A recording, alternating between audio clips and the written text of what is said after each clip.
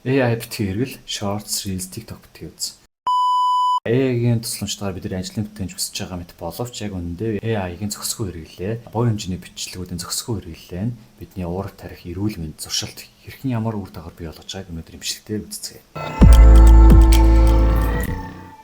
За энэ зураг дээр болохоор ChatGPT хэрэглэгч, ChatGPT хэрэглэгдэн хүн хоёрын тархины идэвхжлийг харуулсан байна. За тэгээд ChatGPT AI гэдэг зүйлийг бид хэрэглэснээрээ бидний сэтгэн бодох чадварт сөрөг ур дагавар гаргаж байгаа зургаас бид харж болно. За тэгээд хэдүүлээ бид нар яагаад богино хэмжээний бичлэгүүдэд донтоод байна, дэлгэцэнд хэд их хамааралтай болоод байна гэдгийг мэдхийн тулд бид нар допамин гэдэг бодисын талаар ярилцаж эхлэе. Допамин гэдэг бодис нь бидний альва зүйлийг дуртай зүйлээ хийх үед, чинь амттай хоол идэх үед, эсвэл дуртай зүйлээ хоббигоо хийх үед, ямар нэгэн гол амжилтыг гаргах үед бидний биеэ залгарч яадаг ад жаргалын гормон гэж нэрлэгддэг дааврыг хэлээд байгаа. Тэгэхээр энэ зүйл нь болохоор бидний бие тодорхой хэмжээнд ялгарч байх хэрэгтэй. Тэгжиж бид нар амьдралаас баяр хөөргийг, таашаалыг авч чаддаг. За тэгээд энэ даавар ялгарх үед бидний биед D1, D2 гэдэг рецептор буюу хүлээн авагч бид хүлээн аваад бидний биед сигнал болгож дамжуулдаг гэсэн үг. За бид нар донтсон үед яадаг вэ гэхээр одоо жишээлх юм бол Shorts, Reels эдгээр богино хэмжээний бичлэгүүд бид допаминыг их хэмжээгээр ялгаруулах алгоритмтай бүтээгдсэн байдаг. Тэгэхээр бид нар байгалийн бус аргаар их хэмжээний допаминий биед ялгарна гэсэн. Бид нар байнгын допамин их ялгаруулахар зүйлсийг ингээд хийгээд үзээд энэ ялваа донтоод байх юм бол юу болдог вэ гэхээр бидний бие өөрийнхөө мэдрэлийн сүдийг буюу нейронуудыг хамгаалахын тулд D2 рецептор буюу хүлээн авч байгаа тоог цөөрүүлдэг. За тэгээд дээрэс энэ рецептор буюу хүлээн авч цөөрөхөөс гадна энэ үүн дээр байгаа мэдрэмж нь багасдаг гэсэн. Тэгэхээр зүрх үр дагавар нь яаж гарч иж байгаа юм гэхээр бид нар өглөө босох те дуртай зүйлээ хийх, хоол идэх ч юм уу те ямар нэгэн амьдралын энгийн үйл ажиллагаанаас бид нар баяр хөөр таашаалыг авч чадхаа байждаг гэсэн. Тэгэхээр зөвхөн тарийг донтуулаад байгаа таны хамааралтай болгож байгаа зүйлээсээ таашаалыг авдаг болтгоо. Тийм болохоор энэ донтолтын аюултай тал нь. За тэгээд энэ бидний бие down regulation буюу энэ рецепторуудын тоог цөөлөөд дээрэс нь бидний рецепторын мэдрэмж багасаад ирэхээр энэ бол би өөрийгөө хамгаалж байгаа механизм гэсэн. Энэ бол энэ донтолтын аюулд орж байна гэсэн үг ээ. Бидний биед энэ донтолт буюу сошиал медиа, дэлгэцийн хэд их хамаарал, богино хэмжээний бичлэгүүдийн хамаарал нь ямар нөлөө үзүүлж байгаа гэдгийг мэдхийн тулд хэдүүлээд ямарсан тархины талаар хэдүүлээд судлаа. За бидний тархинд амигдала гэдэг юм чухал хэсэг байдаг. За энэ амигдала гэдэг нь ямар үүрэгтэй вэ гэхээр бидний fear or flight response буюу аливаа айдсыг бид нар мэдрээд зогтох уу эсвэл тулдах уу гэдэг шийдвэр гаргахад тусалдаг.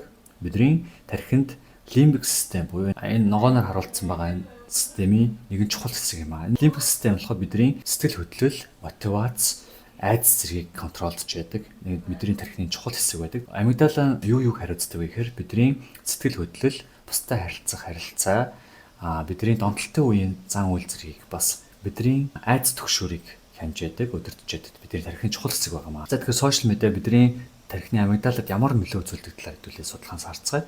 Норт Каролинагийн их сургуулийн судлаачид болохоор ямар төгөлд гаргасан бэ гэхээр сошиал медиа байнга хэрэглэдэг хүүхдүүд нас ахад тусам илүү төгшүүртэй болж байна. Нийгэмтэй харилцах, хүмүүстэй харилцаанда дургу болж байна гэсэн төгөлдөө гаргасан байгаа. Харин сошиал медиа гар утсыг арай багаас хэрэглэдэг хүүхдүүд илүү бага төгшүүртэй байна гэсэн төгөлдөө гаргасан байна. Мөн судлаачдын нэг Эва Телзер гэдэг хүн болохоор хүүхдүүдийн тархинд насанд хүрэх явцад нь сөрөг нөлөө үзүүлж байна гэдэг комментиг хэлсэн байгаа. За дээрэс нь Джонатан Хайд гэдэг хүн болохоор сошиал медианы их хэрэглээ нь сэтгэл готрол, төгшүүр, ялангуяа өсвөр насны охтуудад сэтгэл готрол болон төгшүүрийг бий болгоод байна гэдэг төгөлдийг гаргасан байна. За мөн бидний тархины prefrontal cortex буюу бидний тархины урт талын борд гадар гэж нэрлэгддэг энэ хэсэгт сошиал медиа, богино хэмжээний бичлэгүүд ямар сөрөг үр дагавар гаргаж байгааг хэдүүлээ ярилцъя. За prefrontal cortex буюу бор гадарга нь болохоор бидний анхаарал, сэтгэл хөдлөл, өөрийгөө хянан захирах болон шийдвэр гаргах зэрэг зүйлсийг хариуцж яадаг чухал хэсэг байгаамаа. За тэгвэл богино хэмжээний бичлэгүүд нь тархины бор гадаргт ямар сөрөг нөлөө үзүүлж байгаа талаар юм онлайн article conversation.com дээр нэг article гарсан байна. Тэгэхээр богино хэмжээний бичлэгүүд одоо буюу 15-аас 90 секундын бичлэгүүд нь болохоор бидний тархийг маш хэмжээний допамин ялгаруулахаар зохиогдсон байдаг. Тийм болохоор ерөөсөө ингээд swipe хийгээд бид ерөөс зогсож чаддгүй. Хүүхдүүд гэлтгүү том мөч гэсэн ингээд донтох магадлал өндөртэй байдаг. За тэгээд энэ бичлэгүүд нь болохоор хүүхдийн нойр, сэтгэл санаа, анхаарал төвлөрөлт болон хичээл, сурлага, харилцаанд сөрөг нөлөө үзүүлдэг гэдэг талаас нь бичсэн байна. За тэгээд 2023 оны 71 судалгаа байна л да. Нийтдээ 100 мянган оролцсон судалгаан дээр ямар дүгнэлт гаргасан байгаа гэхээр хэмжээгээр богино хэмжээний бичлэгийг үзэх нь өөрийгөө хянаж захирах чадварыг багасгаж байна. Дээрээс нь бидний анхаарал төвлөрөлтийг бууруулж байна гэдэг судалгааны үр дүн гарсан байна. За тэгээд бид мэдээж утсан цэгэр гэрэл нь унтахад тусалдаг мелатонин гэдэг бодисыг ялгарлыг хоцроодог учраас орой 0 дутуу авах те. Тэгээд дээрээс нь өглөө нь ядрах, сэтгэл санаа нь болоод ойдох толтонд муугар нөлөөлдөг гэдгийг судалгаагаар батлагдсан байна. За тэгээд энэ нийтлэлээр нэг сонирхолтой зүйл нь болохоор хүүхэд болгон ижил нөлөө үзүүлдэг. Тэгээд ялангуяа илүү их төгшөөртэй, илүү анхаарлын дутагдaltaй, сэтгэл санааны хувьд докторхоо хүүхдүүд өөрсдөө тайвшруулахын тулд гар утсыг хэмжээгээр хэрэглэх тохиолдол байдгаа гэдэг бас нэг коммент явж байсан. Тийм болохоор хэрвээ та магадгүй хүүхдтэй бол зариутай цартай цаг гаргаж дуртай зүйлийг нь хамтдаа хийх, шинэлэг зүйл олж хийхтэй, хоббиг нь хөгжүүлэх, хамтдаа ярилцах гэх мэтчлэн анхаарал халамж тавих юм бол дагаад дэлгэцэн хамаарал багасах боломжтой гэж үзэж байгаамаа. За тэгээд Time гэдэг сайт дээр нэг сонирхолтой бас артикл гарсан байна. MIT-гийн шинэ судалгаан дээр болохоор ChatGPT бидний critical thinking skill буюу шүүмжлэлт сэтгэлгээнд сөргөөр нөлөөлж байна гэдэг гарчигтай нийтлэл гарсан байна. За энэ нийтлэл дээр юу гэж өгүүлсэн талаар хэдүүлээ сонирхож харъя. За энэ судалгаанд болохоор 18-39 насны 54 хүн оролцсон. Тэгээд 3 бүлэг болж хуваагдсан байгаа. За тэгээд судалгаанд болохоор EEG гэдэг тархины аппаратаар 3 бүлэг хүмүүсийн тархины идэвхжлийн бичлэлт хийж харьцуулт хийсэн гэсэн. За EEG гэдэг аппарат нь тархины үйлчлэг бичиж авдаг юм аппарат гэдэг юм байна. Тэгээд тус судалгаа болохоор Натали Космена гэдэг хүн хийц бичсэн байна. Гэтэ одоохондоо хараахан тэгээд тухайн судалгаа нийтлэгдэг байгаа. Ягаад гэвэл peer review буюу эрдэмтэд хянах шатн дээр явж байгаа. Ягаад энэ артиклийг гаргасан бэ гэхээр магадгүй 6-8 сарын дараа ч юм уу те GPT kindergarten гараад ирвэл яг болж байна. Энэ эрсдэлтэй аюултай зүйл болж байна гэдэг талаас нь коммент хэлсэн байна. За тэгээд тус судалгаанд оролцсон 3 бүлэг хүн юу хийсэн бэ гэхээр 20 минутын хугацаанд нэг эссе бичих хэрэгтэй болсон. За техник бүлэг хүмүүс нь болохоор ChatGPT ашиглаж бичсэн. За ChatGPT ашиглаж бичсэн учраас ихэнх хариултууд нь төстэй байсан. Дээрээс нь шалгасан багш нар нь эссег дүгнэлтээ юу хэлсэн бэ гэхээр энэ ерөөс амин сүсгүй байна, сэтгэлгүй байна гэж хэлсэн байна. Одоо мэдээж ойлгомжтой те. Тэгээд дээрээс нь тархины үйлдэл EEG гэдэг аппаратаар рекорд хийгээд үзэхэд хамгийн бага байсан. За хоёр дахь групп нь болохоор зөвхөн толгоогоороо бодож бичих хэрэгтэй групп байсан. За тэгээд EEG гэдэг аппаратаар бичлэлт хийгээд үзэхэд альфа, тета, дельта гэдэг үйлдэл өндөр идэвхжэлтэй гарсан байна. За хэдүүлээ альфа, тета, дельта үйлдэл юг харуулдаг хэдүүлээ харцгаая. Альфа үйлдэл бол бидний бүтээл сэтгэлгээд харуулж байдаг, илэрхийлж байдаг. Тета дэлгэн болохоор төсөөлөн бодох чадварыг харуулж байдаг. Дельта дэлгэн болохоор бидний амралттай холбоотой, бидний оюун бодлын сэргэлттэй холбоотой үйлдэлийг харуулж байдаг тийм дэлгэнүүд байгаамаа. За тэгээд эдгээр дэлгэнүүд дээр илүү их идэвхжэлтэй байсан. За 3 дахь групп бүлэг хүмүүс болохоор Google search хийж эсэгээ бичсэн байгаа. Тэгээд сонирхолтой нь болохоор бичсээсээ илүү их сэтгэл ханамж өндөртэй байсан. Дээрээс нь тархины идэвхжил нь бас өндөр байсан байгаа. Та мэдээ санаж байгаа бол 5 жилийн өмнө бид нар Google search хийгээл ер нь ихэнх хүмүүс Google search хийгээл мэдээлэл хайдаг байсан. Сайт руу орж үзэл уншаад дүгнэлтүүдийг өөрсдөө тархиндаа бодоод өгдөг байсан. За тэгвэл одоо болохоор бид нар бүх зүйлийг Google search дээр асууж байгаа юм шиг асуугаал тэгэл промптыг ингээд хариултыг хүлээдэг болсон те. Энэ нь болохоор бид нар промпт өгөөд хариултыг авах болгонд бидний тодорхой хэмжээгээр ингээд допамин гэдэг ялгарч идэв юм л. Тэгээд тийм болохоор бид нар AI-ийн хариултанд донтох боломжтой гэж хэлээд байгаамаа. Тийм болохоор миний зөвлөмж юу вэ гэхээр аливаа зүйлийг судлах хэрэгтэй бол Google search хийгээд сайт руу ороод судлахыг бас жоо илүүд үзэж байгаа. Тэгэхгүй бүх зүйлийг ингээд AI-гаар хэлчихээр тэр нэгдүгээр AI-гийн хийж байгаа зүйл бүх зүйл нь үнэн биш. Дээрэс нь бидний тархинд бүтээл сэтгэлгээнд муухай нөлөөлж байгаа учраас эхлээд бид нар өөрсдөө жоохон бодох халахмыг эхлээ хийх нь зөв санагдаж байгаа. За тэгээд research дууссан дараа яасан бэ гэхээр тэд нар эсээг дахиж бичих хэрэгтэй болсон. За тэгээд эхний групп буюу ChatGPT групп болохоор дахиж эсээгээ бичихтэй ямар нэгэн AI ашиглахгүй өөрсдөө толгоогоороо бодож бичих хэрэгтэй болсон. Хоёрдугаар групп буюу brain group баг шүү дээ. Толгоогоороо бичсэн хүмүүс болохоор одоо та ChatGPT AI ашиглаж болно гэдэг зүйлийг хэлсэн байгаа. За тэгээд ямар үр дүн гарсан бэ гэхээр эхний групп болохоор мэдээж эхлээд ChatGPT-гээ битцсэн. Дараа нь болохоор өөрсдөө толгоогоор бичгт битсэн зүйлээ бараг санахгүй маш бага санаж байсан. Тэгээд тэдний альфа, тета тархины үйлдэл маш бага байсан гэдэг дүгнэлт гарсан байна.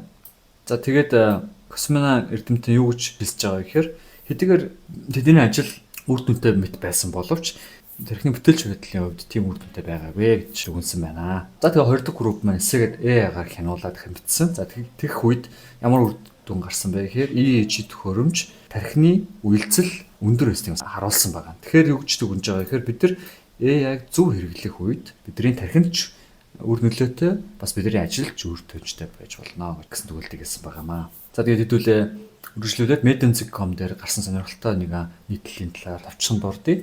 Энэ нийтлэл дээр юу гэж гарсан бэ гэхээр зуршилтын таны амьдралыг огцом өөрчлөхгүй гэдэг сонирхолтой нийтлэл гарсан байна. За энэ нийтлэл дээр юу гэж хэлж байна гэхээр бид нар амьдралаа өөрчлөхийн тулд амжилттай болохын тулд зуршлаа өөрчлөлтгөө. Бидний ингээд зуршлаа өөрчлөж байгаа үндсэн шалтгаан болохоор behavioral change буюу зан үйлээ өөрчлөхийн тулд хийгээд байгаа зүйлээ. Гэхдээ хэдийгээр энэ зуршил гэдэг зүйл нь чухал боловч зан үйлийг өөрчлөхөд хамгийн чухал нөлөө үзүүлж байгаа зуршил биш. Харин self image буюу таны дүр төрх, таны мөн чанар юм шүү гэдэг асуудлыг асуусан байна. Тэгэхээр юу гэж хэлээд байна вэ гэхээр таны хийгээд байгаа зуршил нь таны мөн чанар буюу яагаад энэ дэлхий дээр төрсөн, энэ дэлхий дээр та ямар зорилгыг биелүүлэхийн төлөө оршин байгаа юм бэ гэдгээс ургаж гарсан байх ёстой юм шүү гэдэг сонирхолтой санааг илэрхийлсэн нийтлэл байсан. Тийм болгоо та ч гэсэн энэ асуултыг өөрөөсөө асуугаад үзээрэй гэж хүсэж байна. За тэгээд хэдүүлээ бичлэгийн төгсгөл дэлгэцийн хэд их хэрэглээг өөр ямар эрүүл зүйлсээр эрүүл зуршилаар сольж болох талаар бяцхан зөвлөмжийг хүргээд өнөөдрийн бичлэг дуусгая. За энэ зураг дээр харагдаж байгаа зүйл нь болохоор таны амьдралын цэцэрлэг түрээлэн буюу таны амьдралын зорилго, зорилт юу ч үгүй те таны үнд цэнтэй зүйлс байна гэж төлөөлүүлье. За тэгвэл энэ цэцэрлэг түрээлэнгээ хэдүүлээ яаж гоё болох вэ? Хамааралтай байгаа тэр гар утаснаас ч юм айлгүй хамааралтай байгаа зүйлийн хооронд бид нар юу хийж болох вэ? За алхах нь бидний стрессийг бууруулдаг байгаа. Дээрээс нь бид нар алхах үед бидний толгойд янз бүрийн шин санаа, шин бодлоод орж ирдэг. Тэр үедээ бид нар магадгүй өөрсдийнхөө мөн чанарыг те бид нар энэ харууд ертөнцийн дээр яагаад нэрлсэн, ямар зорилготой байгаа гэдгийг асуучлах юм аа. Дээрээс нь бодлуудаа цэгцлэн бичих, бид нар толгойд байгаа бодлуудаа цаасан дээр буулган бичих үед бидний бодол санаа цэгцэрч стресс буурдаг тогтоодсон байт юм байлээ. За бид нар өөр юу хийж болох вэ гэхээр бид нар хамтдаа цагийг үр дүнтэй өнгөрүүлж болох юм аа те. Дэлгэцэн донтохын оронд та хайртай хүнтэйгээ эсвэл ганцаараа ч юм уу эсвэл үр хүүхдтэйгээ хамтдаа дуртай зүйлээ хийгээд гоё enjoy хийж болно шүү дээ. Хүүхдтэй дуртай киног үзэх ч юм уу эсвэл дуртай тоглоомыг тоглох ч юм уу те enjoy хийж болно. За тэгээд мэдээ зөксгүй зүйлээ яах юм бол та түнд илэрхийлэн хэлж болно.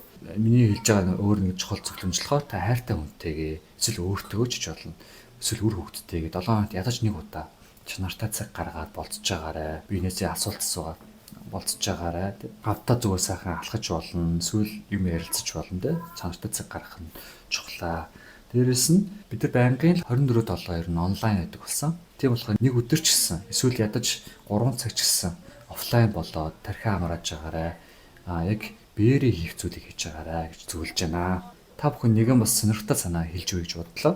Pinterest гэдэг сайтн дээр ингээд янз бүрийн хар цагаан зургууд байж байгаа. Эдгээр зургуудыг хэвлээд та хүүхдтэйгээ хамтдаа будаад цагийг бас гоё өнгөрөх боломжтой.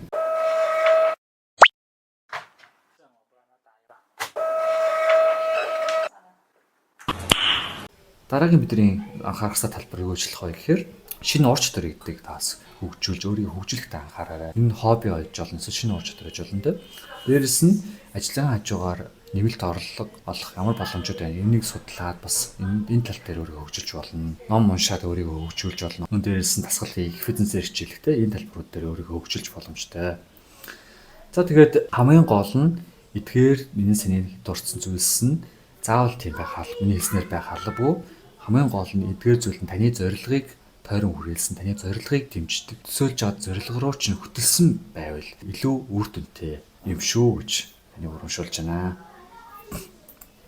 Өөрт байгаа үн цэнтэй зүйлсээ усалж тордчээж цэцэрлэг түрээлэн гоё болно. Хэрвээ та зориудаа цаг гаргаж үүндээ анхаарал тавихгүй бол хогийн ормол ургаад таны амьдралтай яг л тийм л болох боломжтой шүү. За тэгээд өнөөдрийн бичлэгтээ хамт байсан баярлалаа. Тэгээд дараагийн бичлэгээр уулзтлаа. Баярлалаа.